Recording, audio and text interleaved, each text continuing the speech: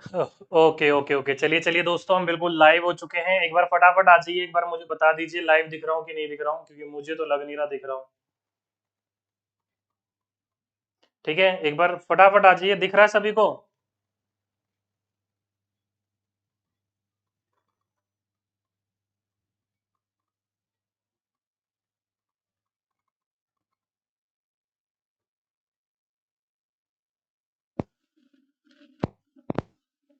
चलिए चलिए चलिए चलिए चलिए। ओके, बच्चे कह रहे हैं सर मेरा कल है, मेरा कल है, मेरा कल है। ओके, कोई बात नहीं है, कोई दिक्कत नहीं है, कोई दिक्कत नहीं है। सर अब ईवीएस अनकॉमन हो रहा है। अरे दोस्तों, ऐसी कोई बात नहीं है, आराम से समझते हुए आराम से करते हुए चलेंगे, ठीक है। चलिए चलिए। तो दोस्तों, आज जो आपका अभी अभी एग्जाम हुआ है, कौन सा, सीटेट का। सीटेट का जो 2023, कब, तो आज 11 जनवरी, यानी कि आज के दिन जो आपका एग्जाम हुआ है उसमें कैसे क्वेश्चन पूछे गए थे। तो कुछ क्वेश्चन या कुछ क्या क्या सभी के सभी प्रकार के क्वेश्चन आपके मैंने देख लिए हैं, और आप सभी बच्चों को करवाने की कोशिश करूंगा, ठीक है। तो एक बार जल्दी से जल्दी सभी के सभी बच्चे आ जाइए। सर मेरा कल है, बहुत डर लग, कोई दिक्कत नहीं है, घबराने की, आराम से करेंगे। और साथ ही साथ में मैं आपको यहाँ पर बताते हुए चलूंगा कि एग्जाम में क्वेश्चन कैसा है। देखिए दोस्तों, सीधी सी बात है, अगर आपने मुझसे एक चैप्टर पढ़ा होगा, ये डायरेक्टली क्वेश्चन कहाँ से पूछा गया है, तो ये ज्योग्राफी की बुक से बोल लो या फिर साइंस की बुक से क्वेश्चन ये बोल लो। हमने पढ़ा है, बिल्कुल दोस्तों, हमने 101% पढ़ा है। याद नहीं पढ़ा तो मैं अभी आपको बताता हूँ, अगर आपको ध्यान नहीं है तो। मैंने आपको जो बुक्स दी थी, आपको याद होगा, मैंने आपके लिए एक ईवीएस की पूरी बुक बनाई थी, उस पूरी की पूरी बुक में भी ये टॉपिक दिया गया, ठीक है। तो पहला क्वेश्चन क्या था, तो लिखा हुआ है दोस्तों पहले क्वेश्चन में कि भौतिक विशेषता के आधार पर कद्दू जो होता है वो डैश पौधे होते हैं। ध्यान रखिएगा, जो कद्दू का पौधा होता है वो किस प्रकार का, जो पंपकिन होता है वो किस प्रकार का प्लांट होता है। आप सही बच्चों को पता होगा दोस्तों, कुछ प्लांट ऐसे होते हैं, जैसे कि फॉर एग्जाम्पल के रूप में मानकर देखिए, ये क्या है, तो मनी प्लांट है, और मनी प्लांट के बीच में एक डंडा लगाकर इसके बीच में पत्तियां ये सारी की सारी ऐसे उगकर ये ऊपर की ओर जा रही होती है, ठीक है। आप सही बच्चों को पता होता है क्या होती है, ऊपर की ओर ये ऐसे पेड़ जा रहा होता है। कुछ जो पत्तियां होती है, कुछ जो बेल होती है वो ऊपर की ओर जाती है, और कुछ जमीन पर से यूं यूं सिरकती हुई जाती है। क्या है, जमीन पर ऊपर सिरकती हुई जाती है, जमीन पर फैलती हुई जाती है। तो जो पेड़ ऊपर जाता है उसको हम कहते हैं आरोही लता, जो ऊपर चढ़ती है। और जो नीचे नीचे फैलती रहती है इसको क्रीपर यानी कि वृक्षपे कहते हैं। तो ऑप्शन नंबर सेकंड, जिस जिस बच्चों ने इसका सेकंड लगाया वो सभी के सही बच्चों ने बिल्कुल सही आंसर लगाया। अभी डायरेक्टली क्वेश्चन आप कह रहे हो कि आउट ऑफ सिलेबस है, नहीं भाई, आपका ये पिछली बार भी पूछा गया है क्वेश्चन। अगर आप अपना सिलेबस उठाओगे ना, मतलब पूछा तो नहीं गया था, इस टॉपिक से क्वेश्चन पूछे गए थे। कहां से, 2021-22 में जो क्वेश्चन पूछे गए थे ना, वो इस टॉपिक से क्वेश्चन पूछे गए थे। क्या था टॉपिक, ये देखिए, ये था, ये है आपका पूरा का पूरा वो टॉपिक, ये रहा वो टॉपिक। क्या लिखा है, तो ये देख सकते हैं, मैंने आपको ऐसा टॉपिक करके लिखवाया था, क्रीपर्स एंड क्लाइंबर्स। ये दो प्रकार के पौधे होते हैं। जैसे कि आप ये देखो, नीचे मैंने आपको एग्जाम्पल भी दिया था, जैसे कि ये देखो, ये क्या है, तो ये देखने में लग रहा है आपको सीताफल सा, या फिर आपको खरबूजा सा, या तरबूज सा। तो ये क्या होते हैं, जमीन के ऊपर फैलते हैं, आपने देखा होगा ना, जमीन के ऊपर फैलते हैं। तो कमजोर तने वाले पौधे जो सीधे खड़े नहीं हो सकते और ये भूमि पर फैल जाते हैं, इन्हें क्या कहा जाता है, तो इन्हें ही कहा जाता है क्रीपर्स। और जो कुछ पौधे सहायता के सहारे ऊपर चढ़ जाते हैं, ऐसे पौधों को क्या कहा जाता है, तो क्लाइंबर्स। ध्यान रखिएगा। और इसके विपरीत शाख और झाड़ी, वो कुछ और भी पौधे या पेड़ अलग अलग प्रकार के भिन्न भिन्न होते हैं, ठीक है। तो डायरेक्टली आपका क्वेश्चन ये डायरेक्टली पूरा का पूरा मैंने अपने नोट्स जो दिए थे, उन नोट्स में पूरी की पूरी इमेज के साथ है, आप जाकर देखिए। तो ये वहां से क्वेश्चन पूछा गया है, ठीक है। सर आपके ईवीएस के नोट्स बहुत ही हेल्पफुल रहे, बहुत ही अच्छी। ओके, थैंक यू, कोई बात नहीं। तो डायरेक्टली आपका ये जो मैंने नोट्स दिए थे ना, वहां से ये नोट से क्वेश्चन पूछा गया था। तो option number second is the right answer. बिल्कुल देखा गया, बिल्कुल हमने इस चीज को पढ़ा है, ठीक। अगले क्वेश्चन पे चलते हैं। अगला क्वेश्चन देखो दोस्तों, ये था, लिखा हुआ था कि कोई व्यक्ति जो है वो 5 सितंबर को, कई बच्चे कहेंगे सर ये आपको क्वेश्चन कैसे मिल गया। तो दोस्तों, ये वाला जो क्वेश्चन है अभी अभी कमेंट में आप लोगों ने ही लिखकर मुझे भेजा है, और कई बच्चों ने मुझे व्हाट्सएप भी कर रखा है, ठीक है। तो कोई व्यक्ति जो है वो 5 सितंबर 2022 को एक एक्सप्रेस ट्रेन पर सूरत, गुजरात से नगरकोइल जाने के लिए बैठा। यह ट्रेन सूरत से 21:45, अब देखो दोस्तों, कहां से कहां गया ये नहीं लिखा हुआ था उसने, बस बच्चे ने लिख रखा था समय और डेट और किलोमीटर, ठीक है। बाकी मैंने ये चीजें आपस में यूं ही जोड़ दी है समझाने के लिए आपको। तो कोई एक व्यक्ति है, कोई बच्चा है जो 5 सितंबर 2022 को एक एक्सप्रेस ट्रेन से गया था गुजरात, और वो कितने बजे निकला, तो 21:15 पर निकला था, और 7 सितंबर 22 को 4:45 बजे वो पहुंचा। कुल मिलाकर जो दूरी तय करी गई वो 1877 दूरी तय करी गई। तो दोस्तों इस क्वेश्चन को सॉल्व करने के लिए मैंने आपको कई बार बता रखा है। देखो दोस्तों 5 सितंबर को चला और कब पहुंचा ये, तो ये 7 सितंबर को पहुंचा। तो सीधी सीधी सी बात है, मैंने कई बार आपको बोल रखा है 5 को चला और 7 को पहुंचा, तो 5, 6 और 7, तो कितने दिन का समय लगा इसको, 3 दिन का। कितने दिन का दोस्तों, 3 दिन का। 3 दिन में हम कितने दिन लेते हैं, तो 2 दिन लेते हैं। 2 दिन में कितने दिन होते हैं, 48 घंटे होते हैं। क्यों लेते हैं हम 2 दिन, क्योंकि तीसरे दिन का समय हमें दिया हुआ है 4:45 पर वो पहुंच गया। तो 4:45 इसमें जमा करो तो ये हो गया 52:45, और जितने बजे वो निकला था उसको घटा करो, निकला कितने था, 21:15 पर, तो यहां से हम 21:15 घटा देंगे, तो ये डायरेक्टली कितना आ जाएगा, तो ये आएगा आपका 30, और ये आएगा आपका 1 और 3 31, तो ये 31.5 आया। अब 31.5 को दोस्तों मैं ऐसे भी लिख सकता हूँ 1/2, यानी कि मैं इसको ऐसा लिखना चाहूं तो 31 दूनी 62, 1 63, 63/2 ऐसे भी लिख सकता हूँ, बिल्कुल लिख सकता हूँ, ठीक है। अब कितने किलोमीटर चला था, तो 1877 किलोमीटर चला था, और 63/2। अब सबसे नीचे वाली संख्या सबसे ऊपर जाती है, तो सीधी सीधी सी बात है 1877 गुना 2 अपॉन में 63। अब इसको दोस्तों जब डिवाइड करोगे आप तो ये आएगा 59.58 कुछ समथिंग आएगा, 59.58 समथिंग कुछ आएगा। तो डायरेक्टली इसका आंसर क्या हुआ, ये हुआ। तो option number 3 is the right answer. अब क्या कहेंगे बच्चे की सर ऑप्शन में ये थे, नहीं दोस्तों ऑप्शन में बताता हूं क्या थे। ये था 59.5, 59.8, 59.03 और 60.5, ऐसे ऑप्शन थे। ये ऑप्शन मैंने बाकी ऐसे ही डाल दिए ताकि आप लोगों को मैं समझा सकूं, लेकिन आपके एग्जाम में जो ऑप्शन दे रखे थे देखो ये रहा 59.8, 59.5, 59.03 और 60.5, ऐसा ऑप्शन दे रखे थे आपके एग्जाम में। तो डायरेक्टली अगर आप इसको सॉल्व करना चाहोगे ना तो option number 3 is the right answer आएगा। इसका कैलकुलेशन करिएगा, आंसर बिल्कुल करेक्ट इजी आएगा, ठीक है। अभी मैंने आपको समझाया नहीं, बस सॉल्व करके दिखा दिया ताकि आपको पता चल सके क्वेश्चन कैसे एग्जाम में देखने को मिल रहे हैं, ठीक है। बिल्कुल, तो ये इस प्रकार का क्वेश्चन आया था, जिस जिस बच्चों ने 59.5 लगाया वो सभी के सही बच्चों ने बिल्कुल करेक्ट और बिल्कुल राइट आंसर लगाया, ठीक। आगे चलते हैं।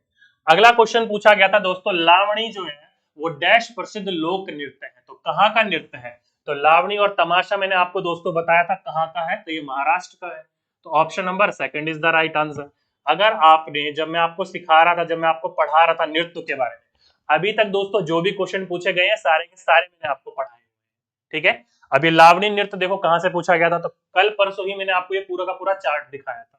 तो इस चार्ट में देखो कहां पर है लावणी, देखो ये रहा लावणी और तमाशा, कहाँ का है, ये महाराष्ट्र का, ये देखो। तो कल परसों ही मैंने पूरा का पूरा चार्ट आपको दिखाया था, आप लोगों को मैंने बोला था कर्नाटका का हो गया यक्षगान, केरला का हो गया कथकली, पंजाब का हो गया गिद्धा और भंगड़ा, गुजरात का हो गया गरबा डांडिया और रास, राजस्थान का हो गया घूमर, आंध्र प्रदेश का हो गया कुचिपुड़ी और घेमसा, तमिलनाडु का हो गया भरतनाट्यम और लिली घोड़ी, ओडिशा का हो गया ओडिसी, हरियाणा का हो गया धमाल और घूमर, महाराष्ट्र का हो गया लावणी और तमाशा, नागालैंड का होगा बांस नृत्य, और यूपी का हो गया कथक और होली नृत्य। तो डायरेक्टली यहां से आपके ये क्वेश्चन पूछे गए थे। तो अगली बार फिर पूछा जाएगा तो आपको इस चीज के बारे में पता होना चाहिए। सर एक बार बताओ कि आने वाले टाइम में रिपीटेड होगा ना क्वेश्चन, अरे भाई बिल्कुल रिपीट होगा यार, क्यों नहीं रिपीट होगा। और ये जो क्वेश्चन मैं एनालिसिस करवा रहा हूँ ना आपको, और इसमें जो क्वेश्चन पूछे गए हैं, ये क्वेश्चन मैं जो आपको बताता हूँ, तो ये नहीं कि बस मैंने बताया और आपने भूल गए, इसको भी ध्यान रखो। अगली बार क्वेश्चन पूछा जाएगा, देखो जैसे कि फॉर एग्जांपल इस बार जो क्वेश्चन पूछा गया था वो पूछ लिया गया था आपसे क्रीपर वाले से, अगली बार क्या पूछ ले, क्लाइंबर वाले से पूछ ले। तो ये भी ध्यान रखिएगा, जो पौधे सहारे के किसी चीज को सहारा लेकर ऊपर चढ़ जाते हैं उनको क्लाइंबर प्लांट कहा जाता है। तो इस बार इससे पूछा गया तो क्या पता अगली बार इससे पूछा जाए, तो उसको भी ध्यान रखिएगा आप लोग, ठीक है। ध्यान रखिएगा, बिल्कुल रिपीट होंगे, टेंशन ना लीजिए। अगला चलते हैं। देखो दोस्तों अगला एक बच्चे ने बोला सर बुंदेलखंड का नृत्य पूछा गया था, क्या पूछा गया था, बुंदेलखंड का नृत्य। तो मध्य प्रदेश के बुंदेलखंड क्षेत्र में निम्नलिखित में से कौन सा लोकप्रिय नृत्य है, तो ये डायरेक्टली कुछ क्वेश्चन मुझे तो ये नहीं बताया, लेकिन कुछ कुछ क्वेश्चन आपका ऐसा ही होगा कि which of the following is popular dance in Bundelkhand region Madhya Pradesh. तो सीधी सीधी सी बात है दोस्तों, ऑप्शन नंबर ए चावड़ा। तो जिस जिस बच्चों ने ऑप्शन नंबर ए लगाया वो बच्चों ने बिल्कुल सही आंसर लगाया। वो आपका जो होता है जवारा, ये आपका एक नृत्य है जो कि कहां पर किया जाता है, तो मध्य प्रदेश बुंदेलखंड के रीजन में किया जाता है। ओके, तो जिस जिस बच्चों ने इसका ऑप्शन नंबर क्या लगाया ए, वो सभी के सही बच्चों ने बिल्कुल करेक्ट आंसर लगाया। यार ये कुछ बच्चे कुछ कह रहे हैं, क्या कह रहे हैं?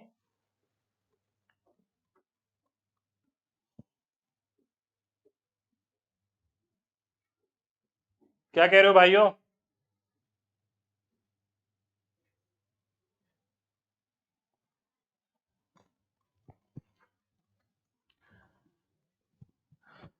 अरे कोई बात नहीं।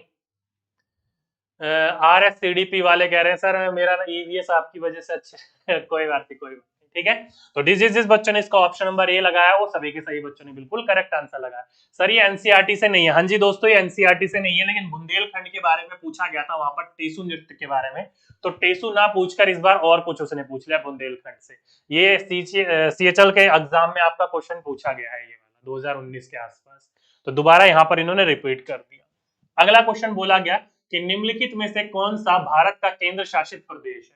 तो डायरेक्टली दोस्तों केंद्र शासित प्रदेश की बात करी गई थी, तो लद्दाख और पौंडीचेरी, ध्यान रखेगा दोस्तों, ये दोनों के दोनों जो है आपके केंद्र शासित प्रदेश है।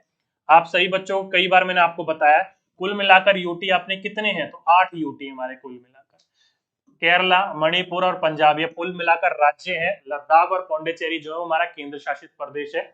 तो डायरेक्टली आपके एग्जाम में केंद्र शासित प्रदेश से क्वेश्चन पूछ लिया गया था, ठीक है। अब देखो दोस्तों क्या क्या है, अगली बार क्या पूछा जा सकता है, इस क्वेश्चन से ध्यान रखिएगा।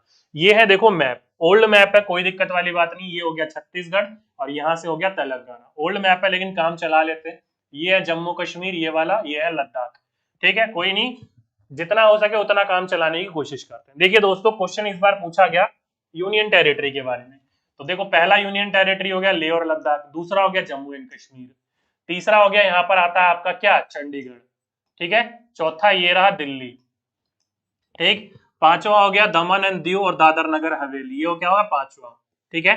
छठा हो गया लक्षद्वीप, क्या हो गया, छठा हो गया लक्षद्वीप। सातवां हो गया आपका पौंडीचेरी और आठवां हो गया आपका अंडमान एंड निकोबार, ठीक है। तो कुल मिलाकर ये हमारे 8 यूनियन टेरिटरी है। कितने हैं कुल मिलाकर, ये हमारे 8 यूनियन टेरिटरी है। अब यहां से क्वेश्चन आपसे क्या पूछा गया कि निम्नलिखित में से कौन सा यूनियन टेरिटरी है। तो लद्दाख आपका यूनियन टेरिटरी है, पौंडीचेरी आपका यूनियन टेरिटरी है, अंडमान पौंडीचेरी आपका क्या है यूनियन टेरिटरी है, लक्षद्वीप आपका यूनियन टेरिटरी है, दमन दीव दादर नगर हवेली आपका क्या है, आपका यूनियन टेरिटरी है। तो ठीक है, तो अगली बार आपसे कुछ भी यहाँ से कोई भी क्वेश्चन पूछा जाएगा तो मेरे हिसाब से आप लोगों का गलत नहीं होना चाहिए, ठीक है। समझ गए सही बच्चे, जल्दी से बताइए, समझ गए?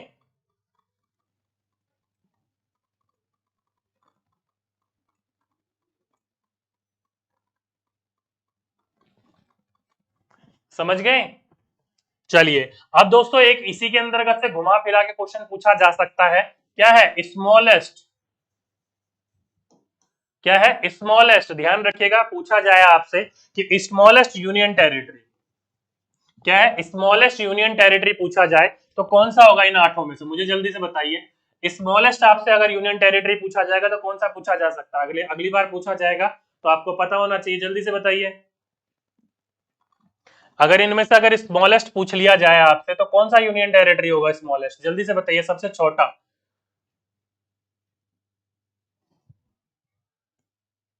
ठीक, बिल्कुल लक्षद्वीप होगा, क्या होगा, लक्षद्वीप होगा। पूछा जाएगा आपसे तो आपको इन चीजों के बारे में पता होना चाहिए। अगला क्वेश्चन चलिए, बाकी देखो दोस्तों ये समुद्र के किनारे ये है आपका अरेबियन सी इस तरफ, तो इस तरफ 5 राज्य पड़ते हैं, गुजरात, महाराष्ट्र, गोवा, कर्नाटक और केरला। और इस तरफ की बात करी जाए तो 4 पड़ते हैं, तमिलनाडु, आंध्र प्रदेश, उड़ीसा और वेस्ट बंगाल। ये भी ध्यान रख लीजिएगा आप लोग, ठीक है, ध्यान रखिएगा इस बात को। और कई बच्चे कह रहे हैं सर गोवा, अरे गोवा यूनियन टेरिटरी नहीं है, ध्यान रखिएगा, गोवा में भी घुसेड़ रहे यूनियन टेरिटरी में, तुम्हारी ऐसे की तैसी। चलिए आइए अगला क्वेश्चन, क्या लिखा है अगला क्वेश्चन कि बीज अंकुरण के लिए आवश्यक सबसे महत्वपूर्ण कारक। अब ये वाला क्वेश्चन आपको पढ़ाया हुआ नहीं है, अरे ये तो प्रीवियस ईयर क्वेश्चन है यार, प्रीवियस ईयर क्वेश्चन है, 2018 के आसपास पूछे जाते थे ये क्वेश्चन। अब जल्दी से मुझे बताइए इसका सही आंसर क्या होगा। सर आपका टेलीग्राम ओपन नहीं हो रहा है, कैसी बात कर रहे हो यार, मैंने अभी अभी तो आपको ओपन लॉक करके दिखाया था। कुछ नहीं है, सब कुछ ओपन हो रहा है, ठीक है सर, कुछ तो छोड़ दीजिए सीटेट। चलिए जल्दी से बताइए, what are the most important factor for seed germination, seed के बीज को उत्पन्न होने के लिए क्या है, जर्मिनेट होने के लिए किस किस चीज की जरूरत होती है, जल्दी से बताइए, प्रीवियस ईयर क्वेश्चन है ये। चलिए कुछ बच्चे कह रहे हैं ए, कुछ बच्चे कह रहे हैं बी और कुछ बच्चे कह रहे हैं डी। देखो दोस्तों क्या होगा आपका, ध्यान रखिएगा, जल्दी से बताइए। देखो दोस्तों सीधी सीधी बात है, ऊष्मा यानी कि सनलाइट तो चाहिए ही चाहिए। ऊष्मा यानी कि सनलाइट, ऊष्मा हमें कहां से मिलेगी, सनलाइट से मिलेगी, ठीक है ओके। जल प्रकाश, ओके यहां पर आ गया, देखो दोस्तों हीट हो गया, लाइट हो गई और वाटर हो गया। इसके अलावा और कौन कौन सा बच्चा बताएगा, जल्दी से बताइए फटाफट दोस्तों, कौन कौन सा बच्चा बताएगा, तेजी नाल बताइए।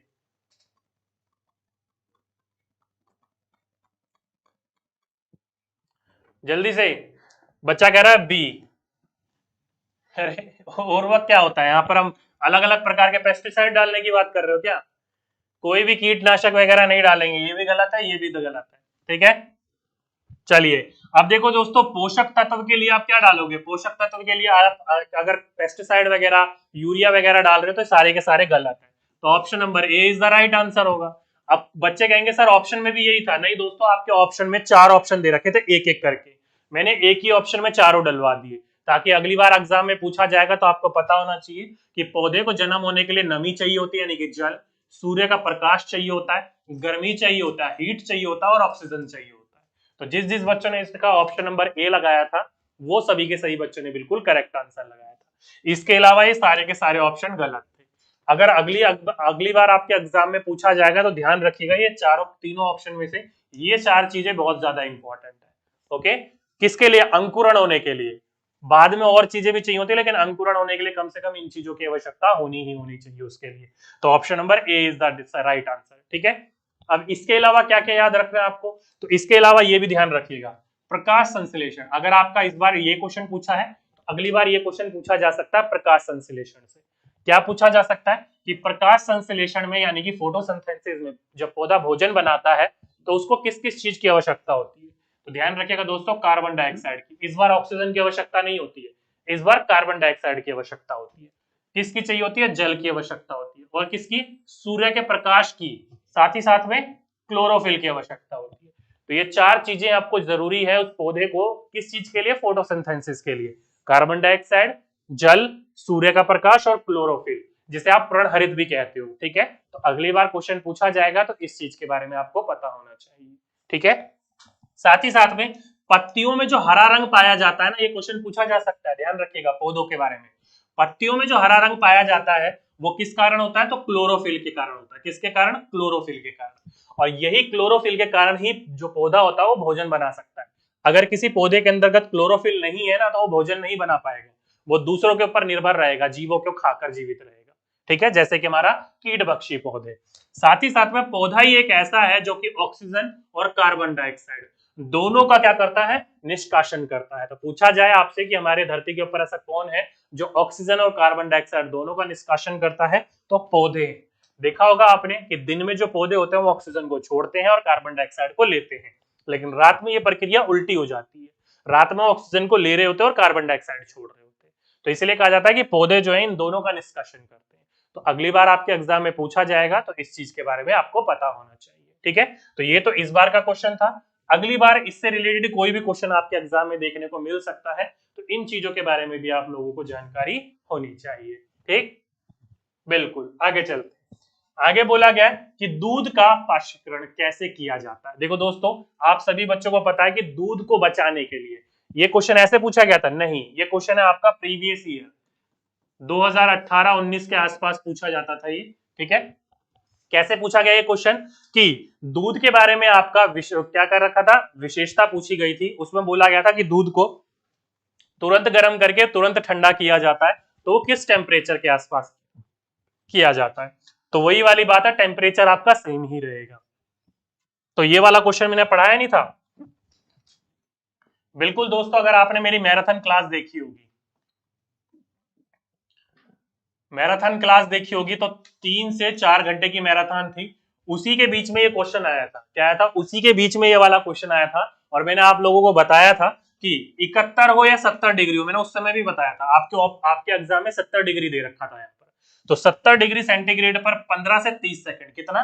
15 से 30 सेकंड तक, और 62 डिग्री सेंटीग्रेड पर 32 मिनट तक उसको गर्म करके किया जाता है। कैसे किया जाता है? तो हमारे जो जीवाणु वगैरह होते हैं दूध को खराब करने वाले, उससे बचाने के लिए।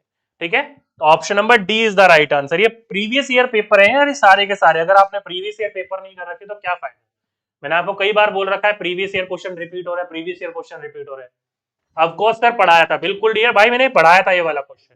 तो जिस जिस बच्चों ने ऑप्शन नंबर 4 लगाया वो बच्चों ने बिल्कुल करेक्ट आंसर लगाया। अब ये दोस्तों क्वेश्चन इस प्रकार से इस बार पूछा गया है, अगली बार कैसे पूछा जा सकता है? तो घुमा कर पूछा जा सकता है। कैसे? तो देखो ऐसे लिखा है कि दूध को लगभग 17 डिग्री सेल्सियस तक 15 से 30 सेकंड तक गर्म किया जाता है और फिर ठंडा करके जमा लिया जाता है। यह मुख्य रूप से डैश के लिए किया जाता है। लीजिए भाई, क्यों किया जाता है जल्दी से बताइए। Option number A, option number B, option number C या फिर ऑप्शन नंबर डी। जल्दी से बताइए कि मिल्क को आप 70 डिग्री सेंटीग्रेड पर 15 से 30 सेकंड के लिए क्या करते हो? गर्म करते हो, कूल करते हो, फिर बाद में उसको ठंडा कर लेते हो। तो जल्दी से बताइए क्यों करते हो। ऑप्शन नंबर ए दही बनाने के लिए, ऑप्शन नंबर बी दूध को सूक्ष्म जीवों से बचाने के लिए, ऑप्शन नंबर सी मक्खन बनाने के लिए, फिर 1 और 2 दोनों के लिए, 1 और 3 दोनों के लिए। जल्दी से बताइए कौन सा बच्चा बताएगा इसका करेक्ट आंसर। अगली बार क्वेश्चन पूछा जाएगा तो क्या पता घुमाकर पूछ ले, तो ये इस बारे में भी आपको पता होना चाहिए। चलिए, तो दो दोस्तों अभी अभी हमने बात करा कि दूध को हम गर्म किस लिए करते हैं। तो सीधी सीधी सी बात है, दूध को हम गर्म करते हैं सूक्ष्म जीवों से बचाने के लिए, माइक्रोब से बचाने के लिए। देखा होगा ना आपने अपने घर में, एक बार सुबह दूध को उबालते हो, एक बार शाम को दूध को उबालते हो। जब तक दूध खत्म नहीं हो जाता, हर 6 घंटे के 7 घंटे के बाद उबालने की प्रक्रिया करते हो या फिर फ्रिज में रखते हो। तो इसीलिए करते हैं हम, जीवाणुओं से या फिर सूक्ष्म जीवों से बचाने के लिए। नहीं दोस्तों, डी नहीं होगा। ऑप्शन नंबर दही जमाने के लिए थोड़ी कर रहे हैं हम लोग। तो ऑप्शन नंबर सेकंड, जिस जिस बच्चों ने लगाया सेकंड, वो बच्चों ने बिल्कुल करेक्ट और बिल्कुल राइट आंसर लगाया। ठीक है, अगली बार क्वेश्चन इस तरीके से पूछा जाएगा, इस तरीके से भी आपको पता होना चाहिए। ठीक, अगला क्वेश्चन देखो दोस्तों, ये आपका एनसीईआरटी का है और एनसीईआरटी में आपको मैंने पढ़ाया हुआ है कई बार। ठीक है, तो आप सही बच्चों को पता है। देखो, माँ को दूध उबालने के लिए कहा गया, तो वही वाली बात है, 70 डिग्री सेंटीग्रेड पर 15 से 30 सेकंड के लिए गर्म करते हैं। तो कहाँ है ये? एनसीईआरटी में है, साफ साफ दिया गया है ये। ठीक है, तो कहाँ दिया गया है? एनसीईआरटी में दिया गया, एनसीईआरटी साइंस की बुक में दिया गया है क्वेश्चन। तो ये वहां से पूरा का पूरा हूबहू क्वेश्चन उठा लिया गया। तो अगली बार फिर उठाया जाएगा ये वाला क्वेश्चन, तो इस बार ध्यान रखिएगा इस बात को। ठीक, अगला क्वेश्चन। तो अगला क्वेश्चन दोस्तों, राष्ट्रीय पाठ्यचर्या रूपरेखा 2005 एनसीएफ से क्वेश्चन पूछा गया आपका। देखो क्या पूछा गया, राष्ट्रीय पाठ्यचर्या रूपरेखा 2005 के अनुसार निम्नलिखित में से कौन सा कथन ईवीएस सीखने का वर्णन करते हैं। लीजिए भाई, वर्णन की बात हो या ईवीएस के उद्देश्यों की बात हो, वो डायरेक्टली क्वेश्चन यहाँ से देखने को मिल गया था। तो जल्दी से बताइए कौन सा बच्चा इसका करेक्ट आंसर बताएगा। ऑप्शन नंबर ए, पर्यावरण से ज्ञान और कौशल की प्राप्ति के लिए, अधिगमकर्ताओं के बीच विचार और कौशल को साझा करने के लिए, या फिर पोषित की जा रही जानकारी प्राप्त करने के लिए, अधिगमकर्ता द्वारा ज्ञान को सक्रिय निर्माण के लिए। तो जल्दी से बताइए कौन सा बच्चा सही आंसर बताएगा इसका। ऑप्शन नंबर ए, बी या फिर सी। कंफ्यूजन हो रही है सर बहुत, किस बात की कंफ्यूजन हो रही है डियर?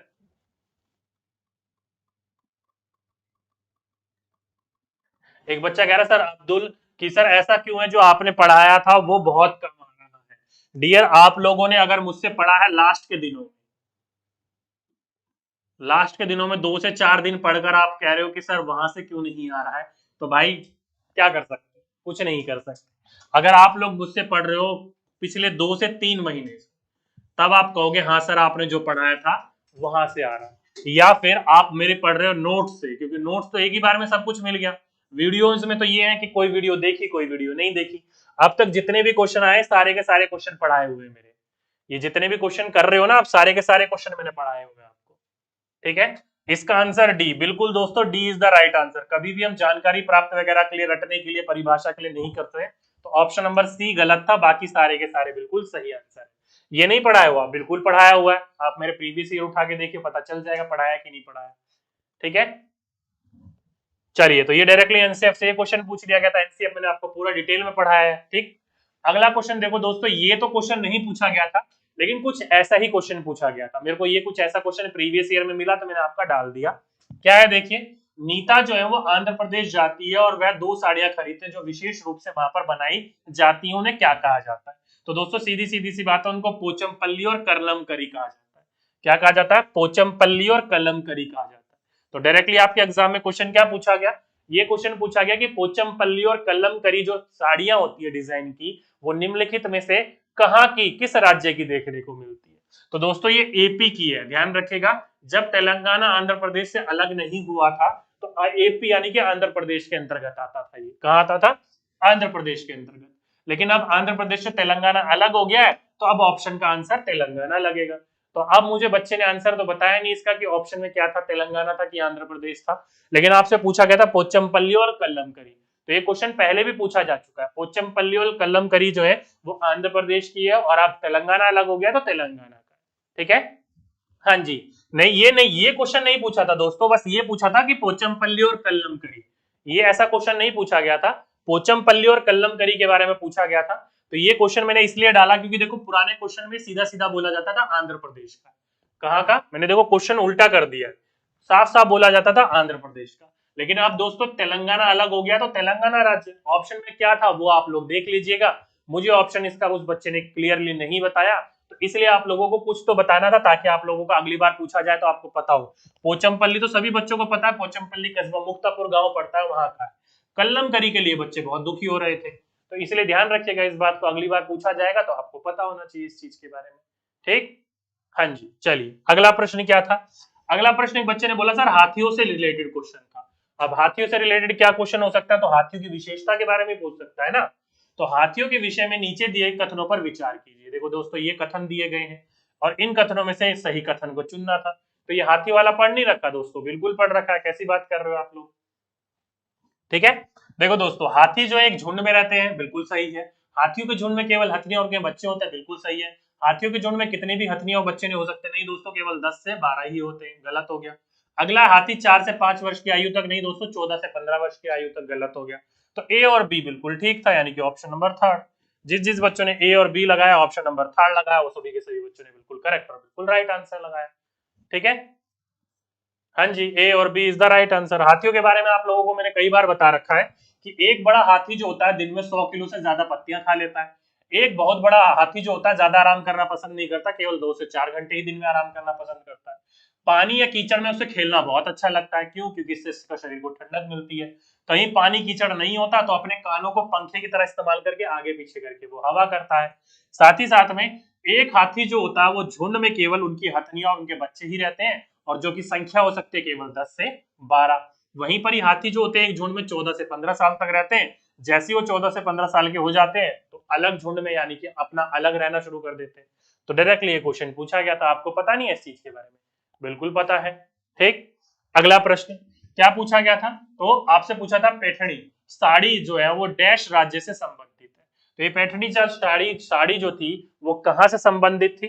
तो ये दोस्तों कहां से संबंधित थी? महाराष्ट्र से संबंधित थी। कहां से संबंधित थी? महाराष्ट्र से। तो ये एक क्वेश्चन अलग सा देखने को मिला। क्या मिला? ये एक क्वेश्चन अलग सा देखने को मिला था अब तक 12 क्वेश्चनों में। तो 12 क्वेश्चन में जितने भी आपके क्वेश्चन थे, जितने क्वेश्चन आपको मैं दिखा रहा था, ये क्वेश्चन आपने करे नहीं थे? बिल्कुल करे थे यार, कैसी बात कर रहे हो आप लोग? बिल्कुल महाराष्ट्र की है। तो ये क्वेश्चन में से आपका ये एक अकेला क्वेश्चन जो है वो अलग सा देखने को मिला, न्यू सा देखने को मिला। बाकी जितने भी क्वेश्चन थे आपके, वो क्वेश्चन आपने कभी ना कभी किसी ना किसी प्रकार के कहीं ना कहीं प्रीवियस ईयर में जरूर देखे होंगे, क्योंकि ये सारे के सारे प्रीवियस ईयर में ही देखने को मिल रहे थे आपको।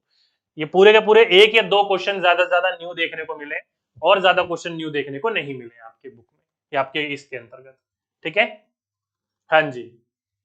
चलिए, तो ये था दोस्तों आज के एग्जाम में जो मुझे आपसे क्वेश्चन मिले वो। बाकी इसको अभी मैं टेलीग्राम के ऊपर ये पूरा का पूरा पीडीएफ शेयर कर दूंगा, आप टेलीग्राम पर जाकर डाउनलोड कर लीजिएगा। डीके गुप्ता 1122, ये हमारा टेलीग्राम चैनल है, इस पर जाकर आप ले लीजिएगा। मैं पीडीएफ अभी डाउनलोड करवा दूंगा, वहां पर अभी डलवा दूंगा। ठीक है सर, हाथी से भी क्वेश्चन नहीं था सर। अब लवली सिंह जी देखो, कुछ बच्चे बोल रहे हैं और कुछ बच्चे बोल रहे हैं नहीं था। नहीं था तो कोई दिक्कत नहीं है, और था तो हमने कर लिया, कोई दिक्कत नहीं है। ठीक है, होगा तो भी कोई दिक्कत नहीं है, नहीं होगा तो भी कोई दिक्कत नहीं है। ठीक सर, एससीईआरटी पढ़ा दो। एससीईआरटी किस चीज के लिए पढ़ा दो भाई? किस चीज के लिए पढ़ना चाहते हो एससीईआरटी मेरे भाइयों?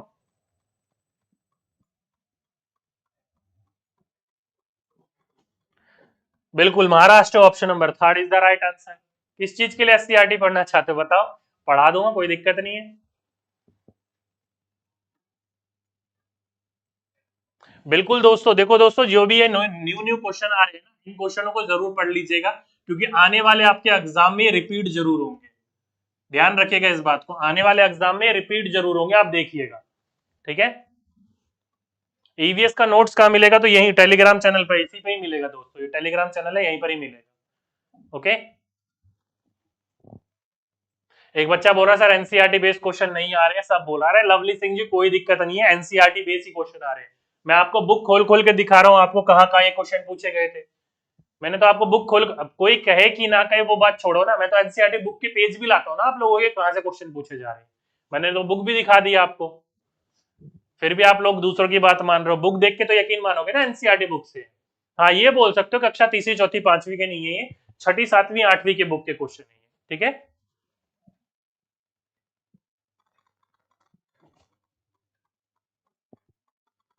चलिए, समझ गए सही बच्चे।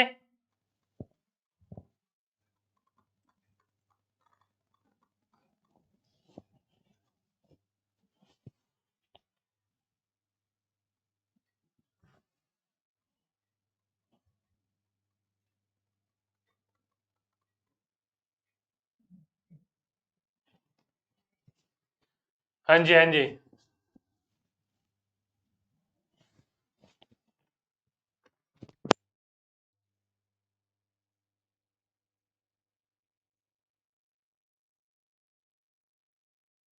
चलिए जल्दी, और कुछ बताइए, कोई डाउट और कुछ पूछना है।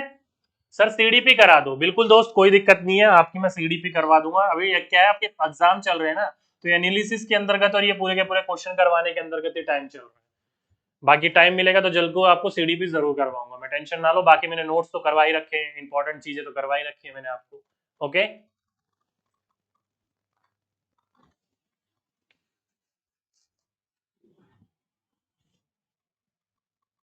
एक बच्चा कह रहा सर निपुण का फुल फॉर्म आज आया था सर, क्या? नहीं डियर, अभी तक मुझे नहीं पता चला इस चीज के बारे में, अगर पता चलेगा तो मैं जरूर बताऊंगा आपको। आज तो नहीं देखने को मिला मुझे शायद।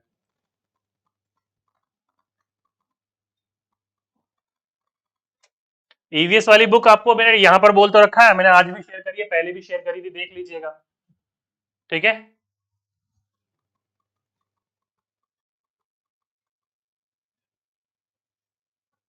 चलिए, और कोई डाउट?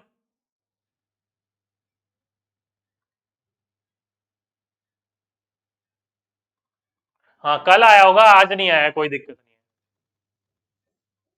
सर निपुण का फुल फॉर्म आया था सर, आया होगा डियर, कोई दिक्कत वाली बात नहीं है, आया तो कोई दिक्कत नहीं है, नहीं आया तो भी कोई दिक्कत नहीं है। ठीक है। मैं आपको एक पूरा का पूरा, एक टेलीग्राम के ऊपर शॉर्टकट का पूरा मैं पीडीएफ शेयर कर दूंगा, मतलब एक स्क्रीनशॉट शेयर कर दूंगा, वहां से सारे फुल फॉर्म 20-22 फुल फॉर्म है, उनको ध्यान देख लीजिएगा एक बार। ठीक है। चलिए चलिए, तो कुल मिलाकर दोस्तों ये था आज का अपना टॉपिक, आज का लेक्चर। उम्मीद करता हूं आप लोग सभी के सभी बच्चे समझ गए होंगे। तो आज के लिए दोस्तों बस इतना ही रहने देते हैं, बाकी जब नेक्स्ट क्लास में मिलेंगे तो नेक्स्ट क्लास के अंतर्गत नेक्स्ट टॉपिक को करेंगे। ओके। तो चलिए दोस्तों, आज के लिए बस इतना ही, आपसे फिर मुलाकात होगी एक नेक्स्ट वीडियो में एक नेक्स्ट टॉपिक के साथ। जब तक के लिए सभी बच्चों को धन्यवाद।